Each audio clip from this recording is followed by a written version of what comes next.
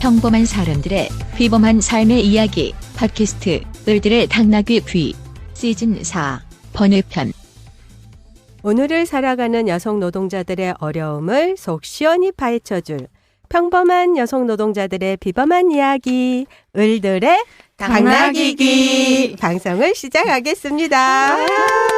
네, 안녕하세요. 안녕하세요. 네, 반갑습니다. 저희가 작년 10월 내년 시즌4로 돌아오겠다 약속드렸는데 오늘 그 약속을 지키게 되었습니다. 네, 오랫동안 예, 을당을 기다려 주셨을 거라고 믿고 그 기다려주신 청취자분들께도 감사드리고요. 예, 시즌4에서도 진행을 맡게 된 한국 여성 노동자의 매주입니다. 예, 반갑습니다. 예. 저희가 2017년, 2018년 그 사이에 대한민국은 매우 많이 달라지고 있다고 생각합니다. 예, 달라졌고 달라지고 있고 또 앞으로 더 달라질 것이라고 생각합니다. 다들 짐작하셨겠지만 이 한국 사회에 미투 운동이라는 거대한 사회 변화가 일어나고 있고 미투 전국이라고 불릴 만큼 너무나도 중요한 운동의 한가운데 있습니다. 그래서 오늘은 저희가 미투 운동에 대해서 얘기를 나눠보고자 하는데요. 바로 미투 앤 위드유 반성폭력 운동과 민주주의의 미래라는 제목으로 주제로 오늘 이야기를 나눠보고자 합니다. 오늘 출연하신 선생님들 먼저 소개해드리고 저희가 본격적인 이야기를 나눠볼까 하는데요. 시즌4에서도 강조합니다. 고정 출연하실 손희정 선생님과 김지혜 쌤 먼저 소개해 주실까요? 예, 안녕하세요. 손희정입니다. 와! 네, 약속드린 대로 시즌4로 찾아왔고요. 청취자분들 다시 만나 뵙게 돼서 너무 반갑습니다. 열심히 하겠습니다. 뭐 근황은 없으신가요? 네, 근황은요. 너무 입만 열면 바쁘다는 얘기만 해가지고 그거 말고 뭐 근황이 있을까 생각해봤는데 근황이 없어요. 그러니까 근황을 찾을 수 없을 만큼 지금 과로하고 계시다는 그런 얘기인가요? 매일매일 그냥 일을 하고 있는 느낌이긴 한데요. 그래서 그냥 뭐랄까 이렇게 에너제틱한 운동이 한가운데 있다는 게 근황인 것 같고 그런 상황 속에서 청취자분들 만날 수 있게 되어서 그리고 이제 새로운 소식들 전해드릴 수 있게 돼서 다행이라는 생각도 좀 듭니다. 네, 제가 사실 근황은 무슨 소개하실 건가요? 하고 여쭤봤는데 매일매일 일하고 있다. 예, 그게 근황이라고 말씀을 해주셨습니다. 예, 그리고 네, 다시 돌아온 지혜입니다. 와우. 사실 시즌3 마무리할 때 시즌4는 언제 돌아오는지 기다리겠다는 분들의 피드백이 있었는데요. 다행히도 돌아올 수 있어서 정말 기쁩니다. 근데 왜 이렇게 기쁩니다 하는데 좀 약간 뒤끝이 있으신 것 같아요, 지금. 아닙니다. 저는 저의 근황보다는 저희 여성 노동자의 근황을 좀 말씀드려야 될 것 같은데요. 최근 한국 여성 노동자에서는 미투 운동이 전개되고 있는 이때 직장과 일터에서 여성이 동료가 아니라 먼저 성적으로 소비되고 대상화되는 것은 채용부터 배치, 승진, 퇴사에 이르는 고용상의 전 과정에서 발생하는 성차별의 결과라는 것을 어떻게 알릴 수 있을지 좀 고민하고 있습니다. 그래서 성차별, 성폭력 없는 안전하고 평등한 인터를 만들 수 있어. 이거 꼬이네요. 오랜만에 하니까. 네, 괜찮습니다. 다 이해해 주실 거예요. 네네. 만들 수 있을지 좀 고민하면서 활동을 하고 있습니다. 그래서 최근에 미투를 넘어 안전하고 평등한 일터로 직장 내 성폭력을 스탑할 수 있는 권리 토론회를 진행했었는데요. 성희롱 성폭력으로부터 노동자를 보호할 수 있도록 작업정지권이 필요하다는 것과 직장 내 성희롱 성폭력의 문제의 주무부처는 고용노동부이기 때문에 그 역할을 다해야 함을 좀 지적했습니다.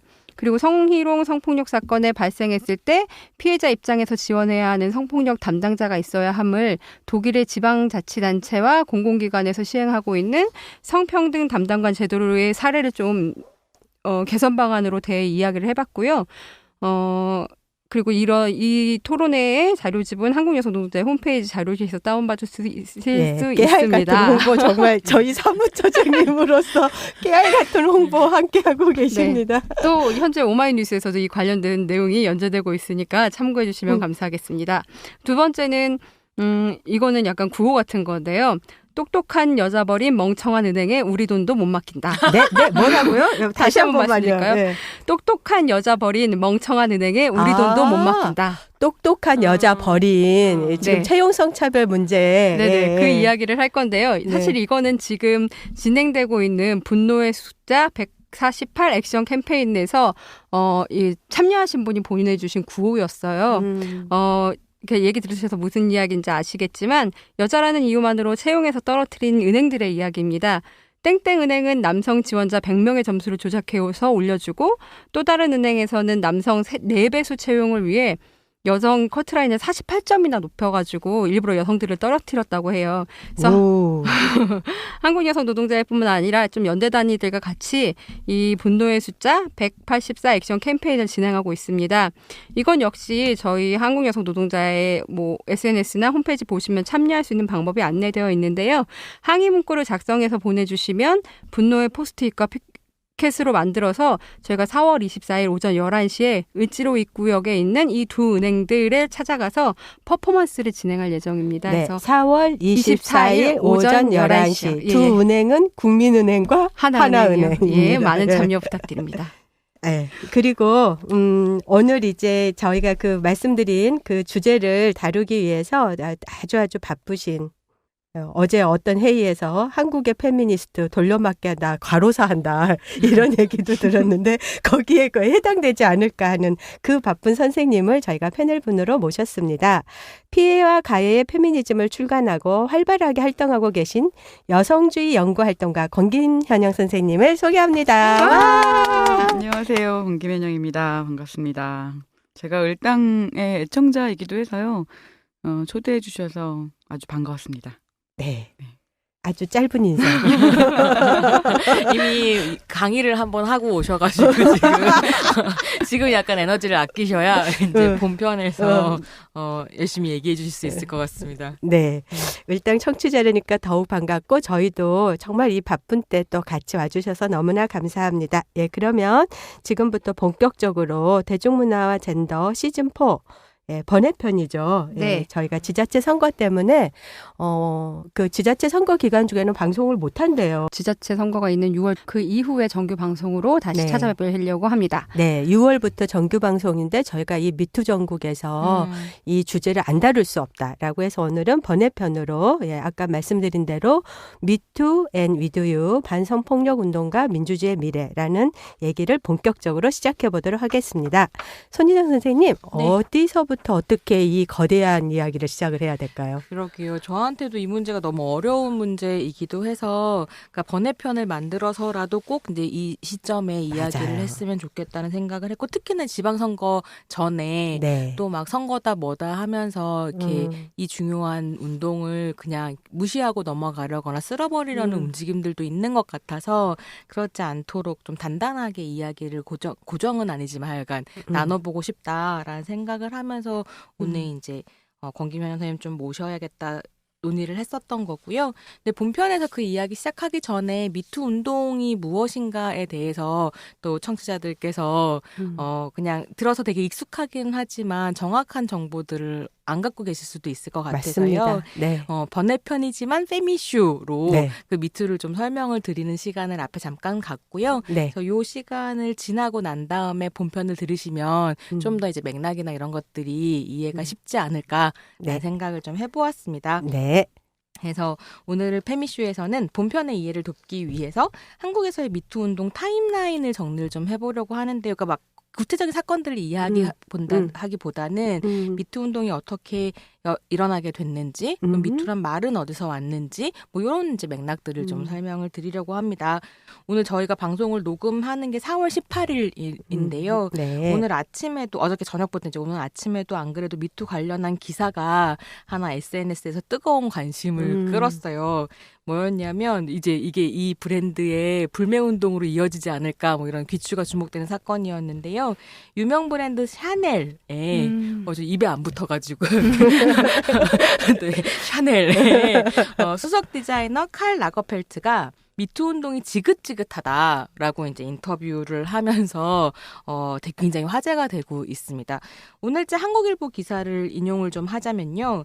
라거펠트는 지난 12일 프랑스 패션 잡지 누메로와의 인터뷰에서 미투 운동에 대해 어떻게 생각하느냐 하는 질문에 이와 같이 대답했다. 그는 성추행 폭로에 나선 모델들이 피해 기약을 되살리기까지 수십 년이나 걸리는 게 놀랍다면서 심지어 목격자도 없다고 말했다. 라거펠트는 미투 운동이 디자이너들의 작업을 제약하고 있다고 주장했다라고 이제 합니다. 근데 이 하나의 문장만 봐도 너무 저희한테 익숙하고 늘 들어오던 이야기여서 라거펠트만의 문제가 아니라 전 지구적으로 반성폭력 운동이 늘상 대면하는 반응이라는 게 무엇인가 이런 고민을 좀 하게 되고요. 이렇게 놀랍도록 똑같은 이야기가 반복되고 있을 때 우리가 무엇을 할 수 있을까 이런 고민들을 좀 하게 되는 것 같아요. 네. 아까 이름이 길어서 또 기억을 못하는 샤넬의 수석 디자이너? 네. 네. 근데 그 성폭력 피해를 떠올리는데 왜 이렇게 수십 년이 걸리냐. 네. 정말 이거 너무 지긋지긋하잖아요, 건긴 선생님. 너무 지긋지긋하죠. 성폭력 피해를 떠올리는데 수십 년이 걸린다고 얘기하는 그들의 질문에는 사실은 굉장한 어떤 경멸감이 담겨져 있죠. 경멸감. 네, 그래서 저는 그게 사실이냐 사실이 아니냐가 아니라 그 정도 이야기를 니네들의 입으로 직접 꺼내기까지 그렇게까지 오래 걸린다는 너희들에 대해서 나는 사실은 별로 신경 쓰고 싶지 않다라고 하는 그 경멸감이 입으로 튀어나오고 있는 중이라고 생각합니다. 이게 또 한편으로는 막 소름 돋고 있어요. 저 지금 제가 마치 경멸 나간 것처럼 그렇게 그러니까 그 사실을 이야기하는데 오래 걸린다고 비아냥거리기도 하고 또 한편은 정봉주 씨 사건 때서 볼 수 있었던 것처럼 그렇게 오래전 이야기를 이토록 자세하게 기억한다니 뭐 너는 천재인가 보다 이렇게 비아냥거리는 변호사도 있었죠. 네. 예. 근데 항상 왜 이제 와서 얘기해? 이게 아주 1차적인 피해자 비난의 혐의를 피해자를 비난하는 혐의인 것 같아요. 왜 이제 와서 얘기해? 그때 바로 얘기하지? 경찰 부르지? 뭐 이런 얘기들. 예. 그래서 뭐 이후에 본편에서도 더 이야기가 자세히 나오겠지만 사실은 그렇게 시간이 오래 걸리는 구조 자체를 질문을 던져야 되는 것도 있을 텐데 그거는 생각하지 않고 이제 피해자에게 책임을 전가하는 방식의 이야기들인 것 같아요. 네. 그래서 이 사건을 보면서도 이제 아직 여전히 해야 될 이야기가 굉장히 많구나. 그리고 이런 식의 미투 목소리에 대한 백래시들은 계속해서 되게 정당한 말인 것처럼 나올 텐데 이게 정당하지 않다라고 얘기하기 위해서는 또 우리한테 되게 익숙한 사고방식과 싸워야 되는 거라 그 지혜를 어떻게 모을 수 있을까 고민이 좀 됐는데요. 한편으로는 왜 이제 와서 말하냐라고 하는 이 사람들의 공통적인 목소리들이 저는 그 목소리 자체, 어떤 사건이나 상황 자체에 대한 묘사를 전혀 놀라워하지 않는다는 거에 주목해야 된다고 생각해요. 그들은 알고 있는 거죠. 그래서 정확히 무슨 말을 하고 싶은 건지 궁금해하지 않습니다. 왜 이제 와서라는 말에는 알고 있었다는 말을 사실 가로에 넣고 있는 거거든요. 그러니까 그들은 사실 알고 있었던 겁니다. 그런데 이제 와서 말한다니 라고 하는 식의 감정을 가지고 있는 거죠. 저는 가해자들이 지금 그렇게 말하고 있는 이유가 되게 불안하기 때문이라고 생각해요. 말을 못하고 있을 줄 알았는데 말을 하다니 그래서 아주 서둘러 무슨 말을 하는지에 대한 내용을 궁금해하지 않고 왜 이제 와서라고 하는 시점에 대한 꼬투리를 잡기 시작했다고 생각합니다. 그러네요. 할 말을 잃게 되네요. 뭔가 이게 또 상황이 또 정리되는 것 같아요. 그렇군요. 뭐 이러면서. 뭐랄까. 네. 깜짝 놀라서 그다음에 무슨 말을 그렇구나. 끼어들지 말까요? 이 새끼들 아니요. 이 새끼들 이런 생각이 들면서 그럼 저는 이제 또 제가 할 이야기를 하다 보면 이런 식의 이렇게 각성의 순간들을 주실 수 있을 것 같은데요. 네네. 그래서 이제 오늘의 페미슈에서는 이런 놀라운 깨달음들을 얻기 전에 이제 사전에 알았으면 하는 것들로. 근데 왜 이렇게 우리는 그런 얘기 들을 때마다 자기 검열을 하게 되죠? 수없이 이렇게 모든 여성들은 왜 정말 이제 와서 이 얘기를 하지 하는 그런 자기 검열의 덫에 저는 걸린다고 생각하거든요. 그러니까 사실 우리한테 가장 중요한 전략은 그들이 하는 질문에 답하려고 하면 안 돼요. 그렇죠. 네, 그들의 질문은 왜 어떤 맥락에서 등장할 수 있는 질문인지 이걸 다시 질문을 해야지만 그것을 다시 스스로 검열하지 않을 수 있습니다. 너는 알고 있으면서 꼬투리 잡으려고 하는구나. 이렇게 딱 받아쳐야 그렇죠. 되는데 그 김지은 씨 인터뷰에서도 아니 그 지난 얘기를 왜 이제 와서 뭐 이런 식으로 또 폄훼하고 뭐 그랬었잖아요. 심지어 김지은 씨 같은 경우는 거의 뭐죠? 이제 와서가 아니라 그 사건의 한가운데에서 이야기한 거 아니었나요? 그렇죠. 한 7, 8개월 정도 되는 시간 동안에 있었던 일이었죠. 그거 가지고도 그렇게 뭐라고. 그거 가지고도 계속해서. 사실은 딱 사건이 터지자마자 즉각적으로 얘기하면 너 뭔가 이상한데? 페미니스트야? 라든지 혹은 여성단체에 친구가 있어라든지 그렇게 준비하고 있다니 꽃뱀이야라는 얘기를 합니다. 그러니까 정말 꼬투리예요. 뭐 어쩌라고. 네, 여러분 꼬투리고요. 뭐 어쩌라고 하면서 한번 저희가 그러니까 뭐 약간 이런 것 같아요. 지금 말씀드리면 생각나는 건 어쨌든 이래도 지랄 저래도 지랄인 상황이기 때문에 사실은 말을 할 때 그 말을 들어줄 기로서 동료들이 함께 있는 것도 되게 중요하다는 생각이 들고요. 네, 그래서 페미슈 일단 진행해보겠습니다. 네. 다시 저희는 페미슈로. 우선 왜 미투라는 이름이 붙어졌는가 그런 이야기를 좀 하고 싶은데요. 사실은 이 이야기를 정리하는 이유는 뭐냐면 미국에서 터져나온 목소리 나도 말하겠다라는 의미에서의 미투가 한국의 동시대적인 운동이랑 만나서 이 운동에 또 미투라는 이름이 붙으면서 마치 미국의 운동을 한국이 쫓아가고 있거나 흉내내고 있다는 식으로 폄하하려는 목소리가 또 있어서 있지요. 네. 실제로는 그게 핵심이 아니라는 것. 그러니까 미국의 운동과 한국의 페미니즘 운동은 사실은 그러니까 2010년대 이후의 운동은 되게 동시대적으로 같이 영향을 주고받으면서 가고 있는 부분들이 있어서 그 미투라는 단어는 사실은 그런 동시대성을 보여주는 부분이 있다라는 좀 말씀을 드리기 위해서 미투라는 말의 시작점을 이제 설명을 좀 드리고 싶습니다. 네. 예, 그래서 미국에서 한국에서는 뭐 지난 시즌 3 마지막을 끝내면서 페미니즘 리부트라는 말을 소개를 좀 해드렸었지만 그걸 이제 미국 상황으로 이렇게 옮겨서 또 설명을 할 수 있다면 그런 SNS 시대 페미니즘 운동의 분수령은 2014년으로 이제 꼽힙니다. 그 촉발의 계기는 해시태그 Yes All Women, 즉 여자들은 모두 겪는다라는 운동이었는데요. 2015년에 한국에서 이제 해시태그 나는 페미니스트입니다를 기준으로 하는 그 페미니즘 리부트보다는 1년 정도 일렀었던 것 같습니다. 근데 이 해시태그 운동은 2014년 미국 캘리포니아주 이슬라비스타에서 엘리엇 로저라는 남성이 여성들이 자기에게 관심을 보이지 않는데 이제 분노해서 여러 명의 남녀를 무차별하게 살해한 사건으로부터 비롯된 것으로 이야기가 됩니다. 당시에 사람들이 막 이제 또 이런 남자들이 있다, 또 여자한테 무시당해가지고 이런 식으로 했다라고 문제 제기를 하자 not all men이라고 하는 해시태그 운동이 벌어집니다.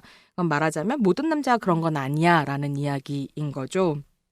그러자 남자들이 이런 걸 한 거죠. not all men이라는 걸 하고 이에 대한 응대로서 해시태그 yes all women이 일어났다라고 이제 보는 해석이 가장 지배적인 것 같아요. 이거는 약간 한국의 이제 강남역 여성 살인 사건 당시에 왜 남자들을 모두 잠재적 가해자 취급하시죠? 라는 반응에 대해서 여성들이 남성들이 잠재적 가해자라는 이야기를 하려고 한다기보다는 사실은 여성들은 잠재적 피해자이다. 그러니까 그 상황을 이해해줬으면 좋겠다라고 이야기하는 목소리와 약간 비슷한 반응이었던 것 같기도 합니다. 해시태그 Yes All Women은 미국 사회 여성 혐오 문화를 비판하고 여성들이 일상적으로 겪는 성폭력과 성차별 그리고 그를 둘러싼 공포와 불안을 고백하는 운동이었습니다. 이게 한번 소개드린 적이 있는데요. 레베카 솔릿의 남자들은 자꾸 나를 가르치려 든다에서도 소개를 하고 있는 운동이었죠. 네. 그리고 같은 해에 저 정말 이 장면을 보고 그 2014년은 이제 아직 한국에서는 해시태그 운동 전이었으니까요. 네. 정말 깜짝 놀라서 이제 심장이 막 뛰었던 기억이 있는데요. 비욘세가 MTV 퍼포먼스 를 하면서 자기가 서 있는 화면 뒤에 굉장히 거대하게 글씨로 네온 사인을 페미니스트하고 띄우거든요. 그래서 이제 비욘세의 팬들은 타임즈 올해 인물에 비욘세가 꼽혀야 된다. 페미니스트란 이름으로 이렇게 이제 얘기를 하면서 그런 타임즈 커버를 자기들끼리 만들어가지고 즐거워하고 그러기도 했었는데요. 그래서 이제 비욘세가 그렇게 뒷배경으로 페미니스트를 띄우고 이어서 이제 엠마 왓슨이 히폴시 연설을 하는 등 셀럽 페미니즘이라고 하죠. 그래서 이름 있는 여성들이 페미니즘의 목소리를 이렇게 크게 내면서 대중 페미니즘 운동을 견인하고 함께 가는 이런 식의 흐름으로 이어집니다. 이를 통해서 동일노동 동일임금, 반성폭력 운동 등 다양한 의제들이 가시화되고 2016년이 되면 공농장에 등장하지 못했던 월경이 이것도 한번 일단 말씀드렸죠. 시민권으로 논의되기 시작하는 월경의 해가 도래합니다. 여성들의 각성은 미국 이런 식의 이제 여러 가지 각성의 시간들이 중첩이 되면서 트럼프 당선 직후에 미국 역사상 가장 큰 집회 중 하나로 기록되어 있는 여성들의 행진으로 이어집니다. 그래서 이제 2017년이었었고요. 트럼프 당선 직후에 당시 트럼프에 반대하는 여성들이 대대적으로 집결을 해서 또 뭐 마돈나라든지 애슐리 주드라든지 이런 사람들이 나와서 이제 나는 페미니스트다라고 선언을 하고 연설을 하고 이런 이제 일들이 있었습니다.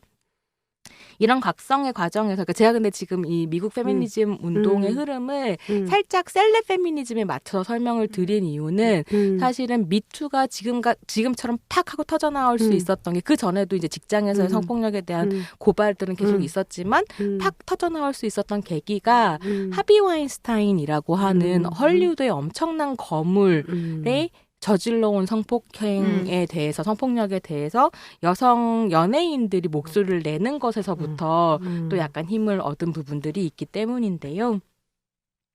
그래서 이제 하비 와인스타인에 대한 성폭력에 대한 고발이 시작이 되면서 이 미투 운동도 거세게 불붙게 됩니다.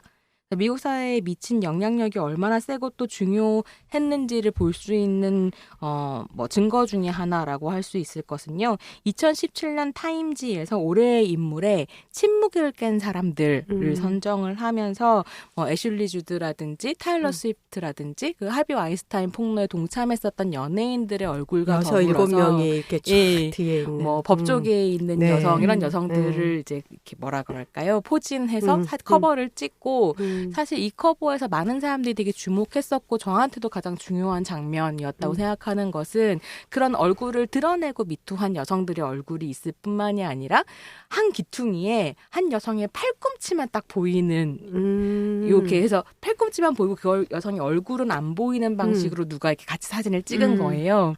근데 그것 같은 경우에는 어쨌거나 모두가 사실은 뭐 애슐리 주드처럼 얼굴을 드러내고 미투를 이야기할 수 있는 것도 아니고 익명으로 뭐 미투에 동참할 수밖에 없는 경우도 있고 그걸 선택한 경우들도 있고 이런 식의 익명의 여성들까지 그리고 아직 이야기하지 않은 여성들까지도 다 포함해서 미투 운동을 완전히 확장시켜서 해석했다라는 점에서 그 커버가 굉장히 인상적인 부분들이 있었던 거죠. 그래서 사실 페미니즘의 재부상은 지금 설명드린 것처럼 미국만의 일은 아니었고 전 세계적으로 이제 목소리가 높아지고 있는 중이고요. 폴란드나 아일랜드의 검은 시위가 한국의 검은 시위와 연대했었던 것처럼 국경을 넘어서 여성들이 서로 연결되고 있는 상황이기도 합니다. 미투 운동 이전에도 한국에서는 땡땡견의 성폭력 등 SNS와 대중매체를 활용한 여성들의 성폭력 고발은 있어 왔지만 지금의 운동을 미투라고 명명하는 것은 이런 동시대 여성들의 연결과 봉기를 설명하는데 꽤 적절한 부분이 있었던 것 같고요. 살짝 차이점을 좀 주목해보자면 어쨌거나 땡땡견의 성폭력 같은 경우에는 사실 그러니까 한국 사회가 알만한 어떤 네임드가 폭로된 것이 아니었다는 점에서 약간 다른 부분들이 있었던 것 같고 이게 되게 우리가 고민해야 될 부분이기도 하겠다. 정말 이윤택이라든지 이런 식으로 이름 있는 혹은 힘 있는 남성들이 드러났을 때 그 사람 하나를 괴물로 만들어서 집중하고 소비하고 이러면서 영향력이 커지는 운동으로 끝날 것이 아니라 어떻게 이제 수많은 익명의 사건들을 계속 고민할 것인가의 과제가 남아있지 않겠나 이런 생각을 하게 됐습니다. 네. 2014년에 한국의 상황이나 미국의 상황이나 정말 비슷하네요. 엘리엇 로저라는 남성이 무시당했다고 여러 명의 남녀를 무차별하게 살해하면서 이게 이제 본격화됐고 그런 셀럽 페미니즘이라고 할 만한 대중적인 어떤 폭발력을 갖고 진행돼 왔단 말씀을 해주셨는데 이게 지금 그 한국에서도 그 1월 29일 잊지 못하는 정말 전율이 일어나게 됐던 안태근 전 검찰국장의 강제 성추행 사건을 폭로한 그 인터뷰가 있기까지 한국에서도 이런 SNS 운동만이 아니라 반성폭력 운동들이 있어서 이제 그 인터뷰가 가능했던 거잖아요. 그래서 그런 측면에서는 오랫동안 반성폭력 운동을 해오신 권긴 선생님께서 한국에 약간 그러한 인터뷰가 있기까지의 중요한 흐름들을 좀 짚어주실 수 있지 않을까 생각이 드는데 좀 어떻게 우리가 이거를 좀 짚어볼 수 있을까요? 일단 그 2018년 1월 29일에 서지영 검사가 그 뉴스룸에 앉아서 본인의 성희롱 피해 사실을 증언하게 됐던 장면을 아마 굉장히 많은 분들이 충격적으로 받아들였을 것 같아요. 제가 정말로 충격을 받았던 것은 그분이 검사였다는 사실이었거든요. 그러니까 맞습니다. 지난 20년 동안에 한국에서 만들었던 이 여성에 대한 폭력을 법제화하고 그리고 어떤 식으로든 규율하려고 했던 운동이 실패했다고 보여지는 상징적 장면으로 보여지기도 했습니다. 그래서 사실 굉장히 저는 충격을 받았고 또 한편으로는 그 실패가 더 굉장히 뼈아프다고 느껴지기도 했습니다. 왜냐하면 그분이 검사였으니까요.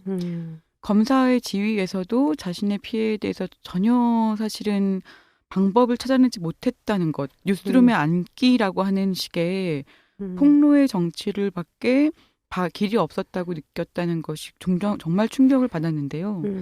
사실은 그 증언을 들으면서 마지막 말에서 좀 위로를 받는 것으로 이야기를 추스릴 수 있게 됐습니다. 그 얘기는 내 잘못이 아니다라고 하는 말을 여성들에게 전해주고 싶었다라고 얘기를 하셨는데 저는 그 얘기가 지난 20년간의 반성폭력 운동이 유일하게 여성들에게 전달하는 데 성공했던 일들이었다고 생각하고 거기서부터 우리가 다시 뭔가 시작해 볼 수 있지 않을까 이런 생각으로 그 뉴스를 듣게 됐고요. 그 사실 내 잘못이 아니다라고 하는 식의 이야기 하나를 전달하는 기까지의 성공과 그리고 그럼에도 불구하고 법으로 아무것도 해결할 수 없었다라고 하는 실패 이 두 가지가 다 상징적으로 드러나는 사건으로서 1월 29일에 서지영 검사의 미투가 있기 전에 사실 한국에서는 가장 중요한 그러니까 이것을 뭐 타임라인이라고 하는 방식으로 얘기할 수도 있겠지만 저는 흐름으로 따지면 몇 가지 흐름 중에 하나가 그러니까 초기에 반성폭력 운동이 막 시작하게 됐던 중요한 사건이 좀 있습니다. 그 사건 아마 선생님들도 다 아실 거고 청취자분들께서도 아실 사건일 텐데 김부남 씨 사건이 있죠. 네. 김부남 씨 사건, 변월수 씨 사건, 그리고 김보은 김진관 사건이라고 하는 피해자의 이름으로 이름이 붙여졌던 사건들입니다. 이 사건들은 피해자의 이름으로 붙여졌지만 한편으로 이 피해자들이 모두 다 가해자가 돼서 살인범이 돼서 법정에 섰던 사건이기도 했죠. 그러니까 사실 방법이 아무것도 없었을 때 개별적인 복수 외에 아무것도 선택할 수 없었던 사람들이 실제 가해자를 직접 죽이고 혹은 가해자의 혀를 자르고 혹은 남자친구와 공모하여 살인을 저지르고 난 다음에 사실 법정에 서서 자신의 목소리를 겨우 사회에 얘기할 수 있었던 그 장면으로부터 한국 사회의 여성에 대한 폭력이라고 하는 게 저는 이제 대중들에게 알려지기 시작했고 그게 굉장히 충격을 안겨줬다고 생각합니다. 다른 어떤 것보다도 사실 김부남 씨 사건, 그러니까 1988년도에 변월수 사건, 그 혀를 잘랐던 사건이었다는 그리고 나중에 단지 그대가 여자라는 이유만으로라고 하는 영화를 만들어냈던 사건이기도 한데요. 그리고 91년도에 있었던 김부남 사건, 92년도에 김보은 김진관 사건 이렇게 이어지는 사건의 일련의 흐름들이 있습니다. 그 사건에서 김부남 씨가 했던 말 나는 사람을 죽인 것이 아니라 짐승을 죽였다라고 하는 말이 사실 저는 굉장한 사람들에게 울림을 안겨줬다고 생각해요. 그러니까 피해자의 직접 자기의 증언이라고 하는 것이 사람들에게 더 이상 부인할 수 없는, 더 이상 외면할 수 없는 진실을 알려줬다. 누군가가 사람을 인간으로 취급하지 않았고 인간으로 취급하지 않은 누군가는 짐승으로 취급해야 마땅하다라고 하는 식의 그 뜨거운 목소리라고 하는 걸 만났던 그런 장면이었다고 생각하고 91년도에 김부남 씨의 그 사건이 있고 바로 이어서 91년도에 또 중요한 한국 사회의 생존자의 증언, 그러니까 김학순 군위안부 최초의 증언자의 증언이 일어나게 됩니다. 저는 이제 이런 식의 것들이 90년대 처음에 이제 들불처럼 일어나게 됐던 데에는 아마 87년도 민주화 이후에 더 우리 사회에서 민주주의라고 하는 것이 달성됐을 때 그때부터 아지랑이처럼 피어오르는 말이 어떤 걸로 시작되었는가 이걸 기억했어야 된다고 생각합니다. 한국 사회가 그 다음부터 이 목소리를 30년 동안 부인해 왔습니다마는 어쨌든 민주화에서 가장 중요한 어떤 장면들 혹은 가장 중요한 목소리 그동안 억압되어 있던 목소리가 어디서부터 터져나왔는가에 대한 기억으로 사실은 다시 좀 재역사화가 필요하다는 그런 생각이 들고요. 그리고 난 다음에 사실 90년대 분위기라고 하는 곳에서는 일정 정도의 민주화의 자유로움에 어떤 근거해서 새로운 문화의 어떤 흐름들도 이어졌지만 계속 아주 집요하고 집중적으로 피해자의 목소리가 등장했던 시기이기도 합니다. 90년대를 피해자의 목소리의 해라고도 저는 볼 수 있다고 생각해요. 피해자의 목소리가 그래서 등장해서 90년대 우리가 94년도에 성폭력 특별법을 만들고 97년도에 가정폭력 방지법을 만들고 뭐 그렇게 됐죠. 그리고 99년도에 처음으로 성폭력과 관련된 예방교육을 의무화됐고요. 뭐 이런 식의 성과 관련되어 있는 여성들이 그동안 어떤 종류의 환경에서 어떤 종류의 적대적인 환경에서 살아왔는가 어떤 걸 감내하고 있는가 이런 목소리들이 굉장히 집약적으로 드러났고 그것이 제도화의 굉장히 빠른 속도의 성공을 가지고 이루어졌던 그런 시기가 이제 90년대를 쭉 이어가게 됐습니다. 근데 그게 이제 90년대가 지나서 사실은 그럼에도 불구하고 그렇다면 뭐 상황이 정말로 나아졌는가라고 하는 것을 되돌아봤을 때 정말 피해자들이 그럼 그 목소리를 얘기하고 그 목소리가 사회적으로 잘 전달되고 그 목소리가 존중되었는가. 근데 그러려면 그걸 얘기를 하는데 더 이상 두려움이 없어야 되는데 두려움은 여전했습니다. 그래서 그 여전한 두려움을 딛고 뭔가 새로운 목소리를 내보겠다고 생각했던 행사. 나 2003년도에 만들었던 제가 그 1회 말하기 대회를 이제 기획하고 조직하기도 했는데요. 2003년도에 한국 성폭력 상담소에서 그 성폭력 생존자들의 말하기 대회라고 하는 행사를 이제 조직하고 처음에 시도를 하게 됩니다. 사실은 이제 상담소의 꿈이기도 했습니다. 1991년도 개소를 할 때부터 12년간 매년 말하기 대회를 해보자라고 했는데 그것을 계속 실패했고 실패한 이유는 뭐 짐작하시다시피 이것을 말하고 난 다음을 아무도 감당할 자신이 없었기 때문에 누구에게도 권할 수 없었고 권한 다음 책임질 수 없었고 그리고 말하기라고 하는 것이 무엇을 해결할 수 있을지에 대해서 아무도 자신할 수가 없었던 상태이기도 했습니다. 근데 2003년도에 그 말하기를 그럼에도 불구하고 매년 우리가 꼭 하고 싶다고 저도 그렇게 생각했던 이유가 말할까 말까를 많은 피해자들이 평생을 고민하고 살아요. 그런데 사실 말하고 나면 그 고민은 더 이상 안 해도 됩니다. 일단 말했으니까요. 그럼 그 다음에 고민이 다음 단계로 이동하거든요. 저는 그것만으로도 사실은 노연하는 거죠. 그 질문으로부터 노연할 수 있다는 것만으로도 사실 우리는 그 다음을 만날 수 있다는 거예요. 근데 그 전까지는 계속 말할까 말까 고민하고 삽니다. 그래서 사실은 그런 것들 하나가 어떤 다른 변화를 만들어줄 것이라고 하는 것을 90년대 피해자의 목소리를 통해서 들었고 교양부의 직원을 통해 들었고 뭐 예를 들면 사람들한테 많이 알려지진 않았지만 구성애 씨가 성교육을 강조해서 굉장히 유명해졌지만 구성애 씨도 성폭력 피해자로 자기를 이제 드러냈던 사람이기도 합니다. 그리고 박사원이라고 하는 이제 소설가이자 시인이 자기의 피해 경험을 얘기하기도 했었고요. 그러니까 이제 그런 경험들이 조금씩 쌓여가면서 실제로 말하고 난 다음에는 그 똑같은 질문을 나한테 계속하는 그 감옥에서는 벗어날 수 있게 됐다. 이런 얘기들을 좀 할 수 있게 되니까 말하기 대회를 한번 해보자라고 하는 걸 조금 더 강력하게 생각을 할 수 있게 됐고 그래서 제가 이제 1년간을 준비를 했는데 거의 뭐 나중에 한 5개월 정도 집에 하루도 못 들어갔던 것 같아요. 그래서 그 상담소 바닥에 까서 이제 계속 쪽잠을 자면서 준비를 했던 걸로 기억하는데 사실 약간 악몽 같기도 했습니다. 왜냐하면 무서웠거든요. 정말로. 이걸 말하기를 하고 난 다음에 내가 뭘 감당할 수 있지? 혹은 내가 감당하는 게 맞나? 뭐 이런 고민들을 하기도 했고요. 실제로 말하기 대회가 가까워오면서 1회 말하기 대회가 홍대에서 있는 그 추극장, 떼아드르 추에서 1회 말하기 대회 장소가 거기였는데요.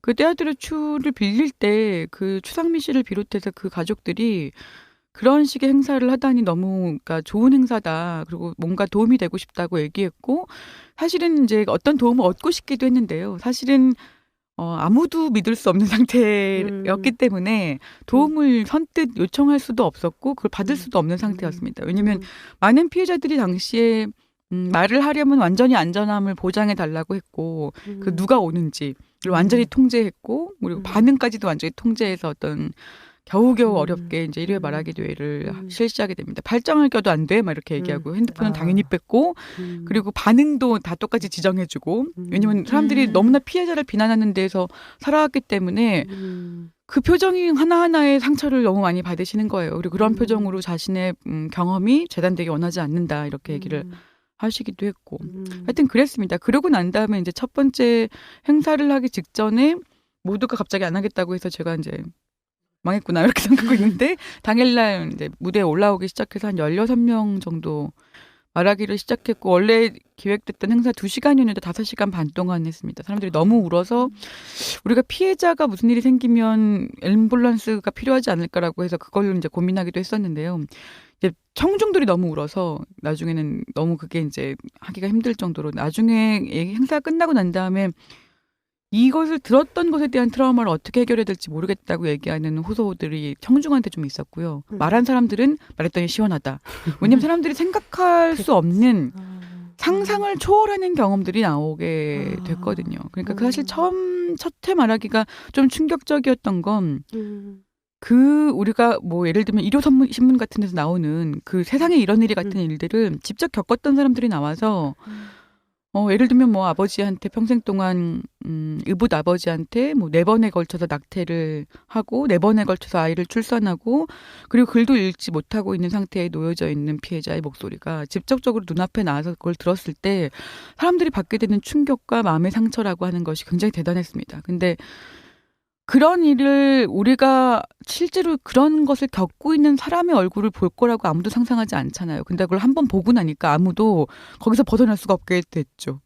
그리고 우리 이 문제를 해결하지 않고서 우리 사회가 문명화됐다고 어떻게 해결할 수 있는가라고 하는 식의 질문들을 하게 되는 계기가 되기도 했지만 한편으로는 그 고통이 어떻게 해결해야 될지 모르는 고통으로 모두에게 전염되는 부분들도 있었습니다. 그래서 굉장히 비판받기도 했습니다. 그래서 말하기 대회를 1회 하고 난 다음에 이런 식으로 행사를 더 이상 하진 않았으면 좋겠다. 좀 더 인파워링이 가능한 방식으로 얘기가 됐으면 좋겠다라고 하는 식의 고민을 하게 됐고 이제 그런 고민의 과정에서 계속 말하기 대회의 형태가 바뀌어가기도 했습니다. 어떻게 바뀌어갔냐면 뭐 코러스 같은 합창단으로 이제 전달되기도 하고 직접적인 피해 경험을 얘기하지 말고 내가 이 피해 경험과 상관없이 나는 피해자가 맞는데 내가 그 다음에 인생에서 말하고 싶은 사람들에게 보여주고 싶어하는 어떤 부분들을 보여주고 싶다 이렇게 얘기하기도 하고 예술과 협업을 하기도 하고 실제 예술가들이 돼서 어떤 식의 작업을 하기도 하고 뭐 다양한 형태의 말하기라고 하는 것들을 모색해보는 시간들을 10회 이상 동안 하게 됐고 그리고 그런 식의 무대를 중심으로 말하기를 하는 게 아니라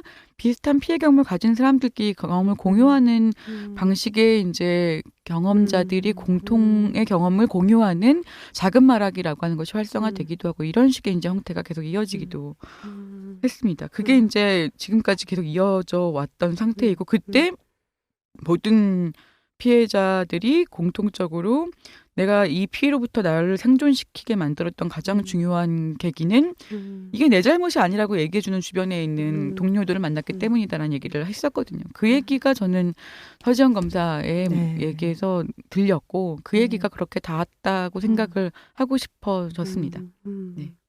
그 서지현 검사가 내 잘못이 아니다라는 거를 깨닫는데 8년이 걸렸다. 그 말이 정말 슬펐어요.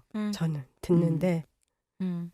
그러니까 권김쌤 지금 얘기하시는 그러니까 이렇게 정말로 할 수 있는 얘기가 많을 텐데 짧게 줄여서 요만큼 얘기해 주신 것만 들어도 사실 전 너무 화가 나는 게 이게 예컨대 김어준 같은 사람이 미국의 미투 막 터지고 있을 때 너무 그게 자기가 제일 잘 아는 겁시랍시고 한국에는 미투 없죠? 왜 없죠? 뭐 이런 식으로 얘기해 깝죽대고 깝죽거리고 퉁쳐버리고 그거에서도 안 멈추고 나중에는 뭐 공작의 관점에서 보면 이제 이거 준비되어서 나와서 진보 정치 방해할 거다 이런 식의 얘기를 하는 게 정말로 무지하면 닥치고라도 있던가 뭐 이런 생각이 좀 들고 근데 한편으로 는 정말로 이제 한국 사회가 이 이야기들을 그러니까 들을 준비가 됐는지는 전 잘 모르겠어요. 근데 듣지 않으면 안 되는 시대에 이렇게 왔다. 그리고 그거는 어쨌거나 한국의 그 반성폭력 운동의 역사 안에서 도래한 것 아닌가? 혹은 아주 적극적으로 이제 여성들이 끌고 올 수 있었던 것 아닌가? 그런 생각이 좀 드는 것 같습니다. 아까 그 권김선 말씀에서 87년 민주화 이후에 여성들의 그런 뜨거운 목소리들이 이제 나온 것처럼 저는 지금도 2017년 촛불혁명 이후에 지금 이게 본격화된 거가 동일한 맥락이라고 생각이 들더라고요. 사실 한국의 민주주의라는 게 여성의 삶을 바꾸는데 아무런 기여도 하지 못했을 뿐만 아니라 그 손희정 선생님 페미니즘 리부트에서도 얘기했듯이 그런 신자유주의라고 하는 이러한 그 자본의 그 거대한 기획 속에서 여성의 삶들은 더욱더 더 나락으로 떨어지는데 국가는 아무런 역할도 하지 못하는 이런 것을 또다시 민주주의라고 경험하는 이 상황에서 2018년들의 그런 또 여성들의 뜨거운 목소리는 다시 나올 수밖에 없었던 그러한 조건이었다라는 생각도 한편 또 저도 들었습니다. 네, 저는 살짝 고민되는 건 근데 그래도 그 촛불광장 이전에 여성들의 목소리가 있어서 촛불광장도 굉장히 다르게 쓰였었다고 생각하거든요. 그러니까 빼미존도 만들어지고 그러니까 촛불광장 이후에 미투를 얘기할 수 있다면 저는 오히려 전반적인 한국 사회의 문제이지 미투 운동을 견인할 수 있었던 여성들의 목소리를 촛불광장으로 이렇게 얘기할 수 있을까라는 고민은 전 좀 있기는 하거든요. 그러니까 뭐 그렇게 분석하시는 이야기들도 있기는 한데 네.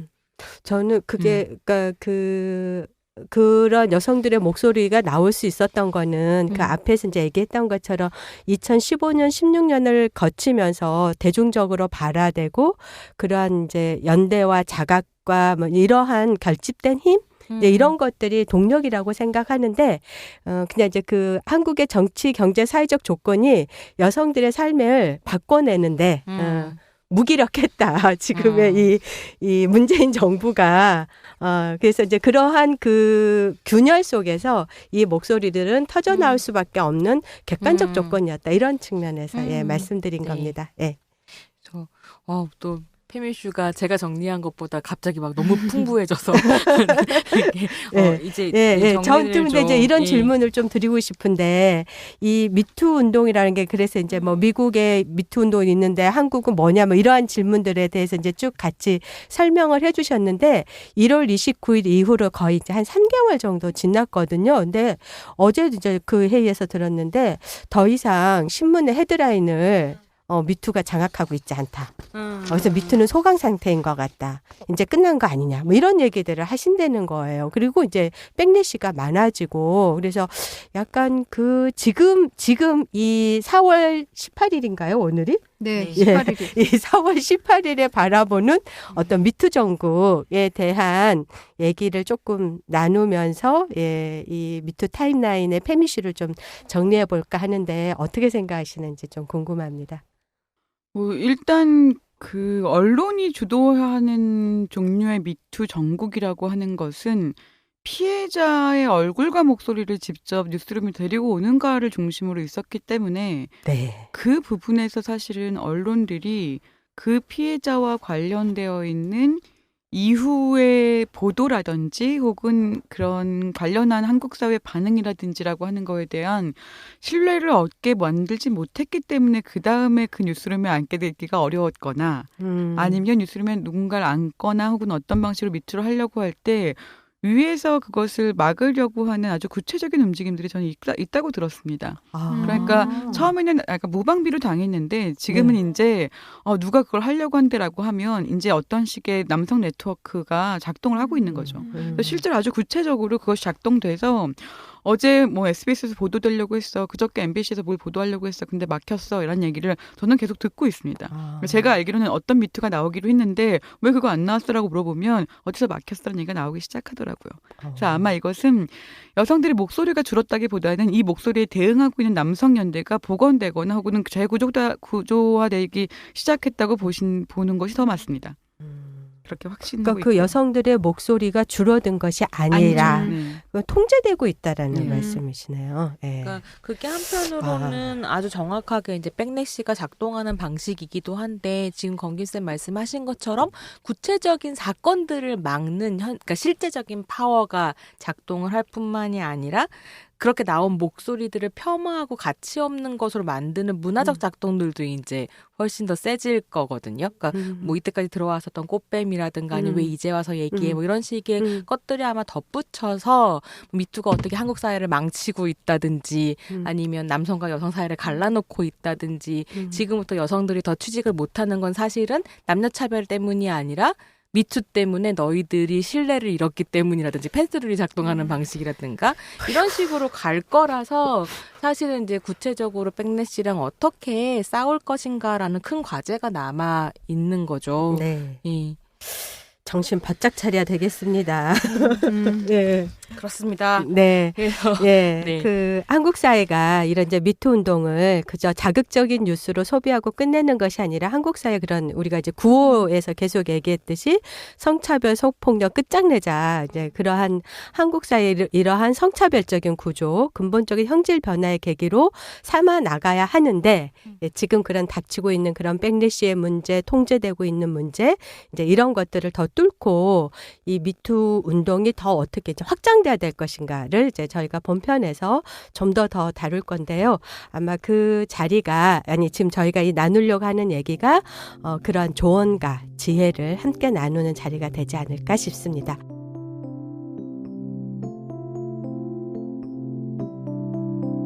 팟캐스트 울들의 당나귀 귀 시즌 4는 한국여성노동자회에서 제작합니다.